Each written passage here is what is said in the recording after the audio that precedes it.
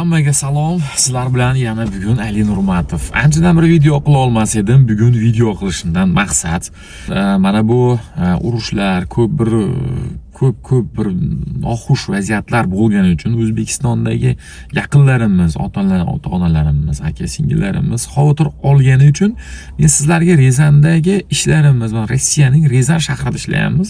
Shu yerdagi ishlarni ko'rsatishga yana bir harakat qilaman.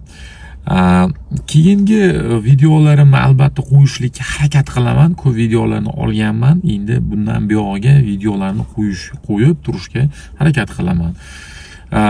Like bosing va interesli bo'lsa, bir qiziqarli bo'lsa, yana bir kommentariy qoldirishligingizni so'rab qolardim. Rezan shahrlarida, Rezanda bo'layotgan ishlarni, Rezanda bo'lgan yangiliklarni, mana bu Rezanga kelgan odamlar uchun oldingi yoki mana bu Rossiyada hozirgi kunda qanaqa havo, qanaqa bir vaziyatlar, shu narsalarni ko'rsatib o'tishga harakat qilaman. Keling, sizlar bilan Ali Nurmatov bo'lyapti. Men sizlarga hozir ko'rsataman. Rezan shahrida promoy video qilaman. Hech qanaqa uzumasdan. Chunki bizda hozir yaqinlarimiz ishlashyapti. Nima ish qilishyapti va qanchadan ishlashyapti. Ularning har bir narsasini ko'rsatib o'taman. Bu Rezan shahri, shahar ichida Nurulloh video olyapman-da. Qanaqa qishlar urvasizlar, qanaqa promo video olyapman-da. Shuning uchun aytib qo'yaman. Mana yaqinda boshlandi. Mana bu uy, oddiy o'zimiz O'zbekiston singari chastni uy, xonadon, mana qishlar tayyor.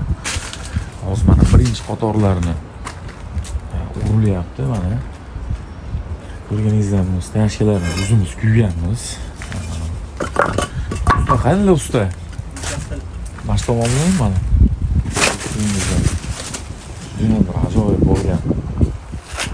Ishlarni urilgan. Agar sizga videoda qanaqa ko'rinsa dedim. Mana ishlarni urib, hozircha tayyorgarlik va mana bu ko'rganingizdek eng tepasigacha ablisovshni g'ishtlarni urib chiqishga harakat qilamiz. Mana chekkasi mana qilib oladi. Usta hormang. Usta, men promo qilib video qilyapman. Agar siz qarshi bo'lmasangiz, video qilyapman, YouTube'ga qo'yaman-da, usta. Siz mahoratingizni ko'rsatib o'tmoqchiman va hozirgi kunda mana O'zbekistonda hamma aytayapti, mana urushlarda qanaqa bir holatlarni xavotir olayotganlarga va